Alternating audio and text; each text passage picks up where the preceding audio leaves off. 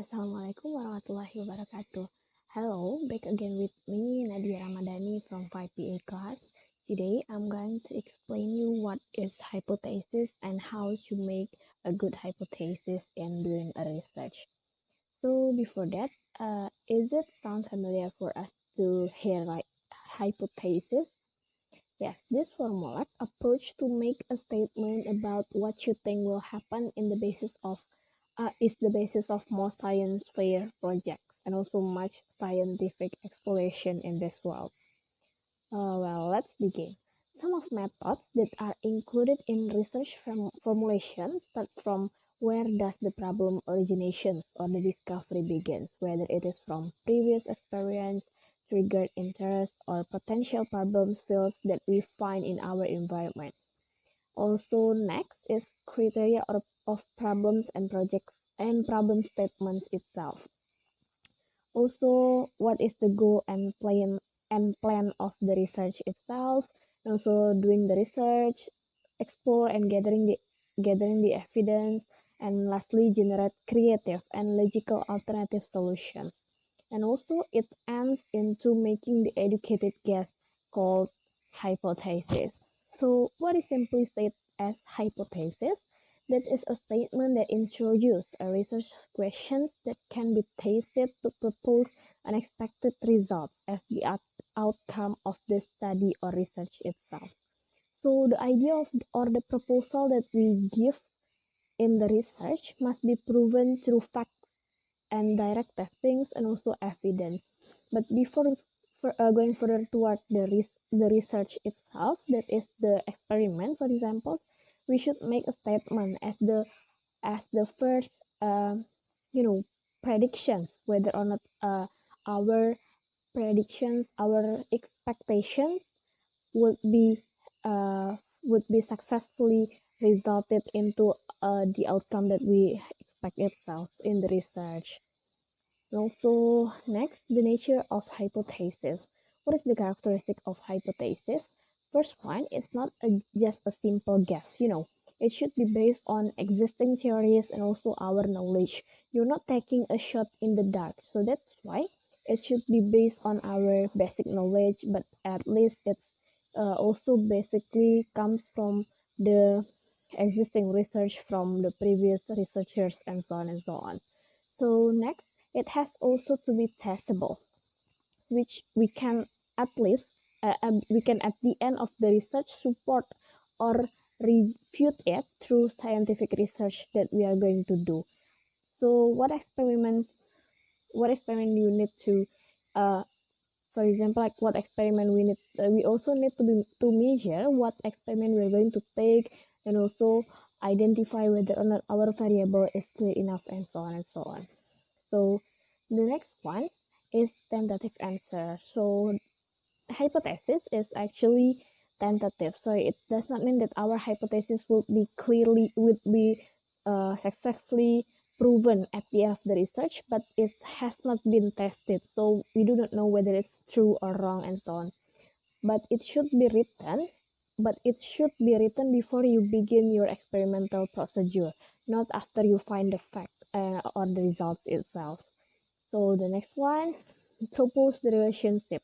What relationship? Is the relationship between two or more variables which the researchers changes or control. So it proposes the relationship between the two variables that we research, that is independent and dependent, that we have already learned in the previous week. So the next one is neither too specific nor too general. So don't take it too general in making a hypothesis. For example, it cannot be measured out, so it's not a good hypothesis.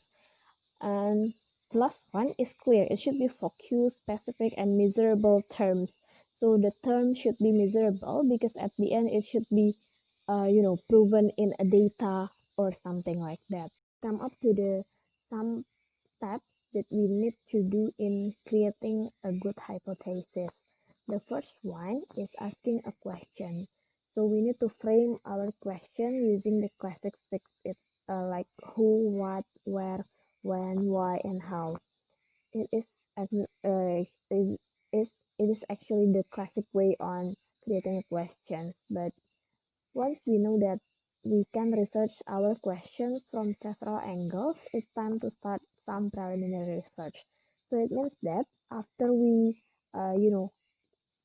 finding possible questions in our environment, in the from some research, some previous research or something like that, and we have something to be questioned, so we can using the classic six itself to be the statement of our question.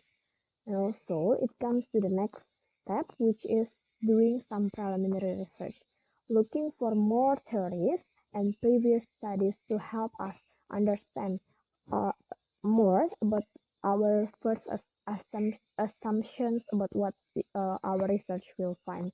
So after finding questions from what we have interest to, or what we are being really curious, for example. So the next step is looking for more theories. It can help us to understand what or where our research will be directed. And also it's time for us to construct a conceptual framework or find more about the variables and the relationship between those variables. Okay, and also it comes up to the next step, which is formulating our hypothesis, writing our answer to the questions clearly. So the hypothesis is in a form of sentence, positive sentence. It's not a question. So after we have done the preliminary research, we just formulate our hypothesis in writing the answers clearly and in a concise sentence. It means for example, like attending more lectures lead to the better exam results. So it is the answers from the simple questions like whether the more lectures we attend more are going to lead into better exam results. So just write it in a form of sentence. So the next step is refining our hypothesis.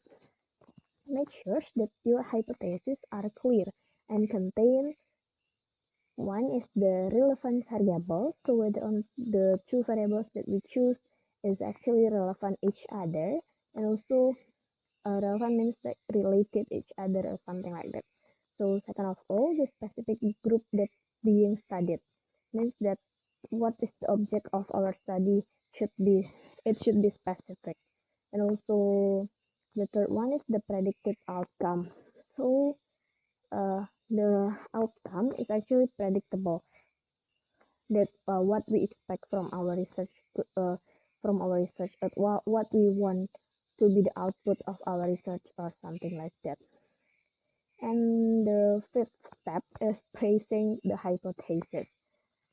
So there are three ways on creating a hypothesis. The first one is if and then form. It's a kind of formulas that use causal and effect. So in a first clause, use if and then use then. In if clause itself, we use the independent variables, and also after the word then, we use dependent variables or the thing that we measure in the research. For example, like if more attraction exists in a country, then more tourists come.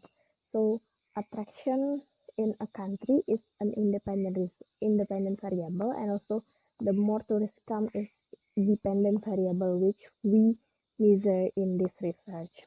And also the second form is stating the relationship. The number of milk given toward the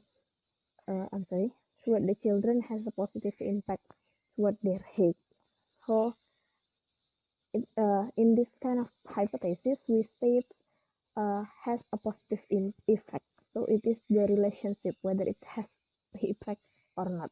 And the third form is state the difference. So for example, like compare to uh, we compare to things that run in our research. For example, like first-year students who attend more lectures will have better exam scores rather than those who attend few lectures or something like that. And the steps in making a hypothesis is writing a null hypothesis. If our research involves statistical hypothesis testing, you also have to write a null hypothesis. What is that? It's a kind of hypothesis that is called as fail or um, backup hypothesis. For example, it states if our research at the end of the day does not show the relationship between two variables, it's called null hypothesis. For example, the number of lectures attended by first-year students has no effect on the final scores. Meanwhile, the alternative hypothesis is the number of lectures attended by first-year students has a positive effect on their final score. It means that, it's same as our first expectations before doing the research. So I think that's all. The time's over. Thank you very much for watching, and wassalamualaikum warahmatullahi wabarakatuh.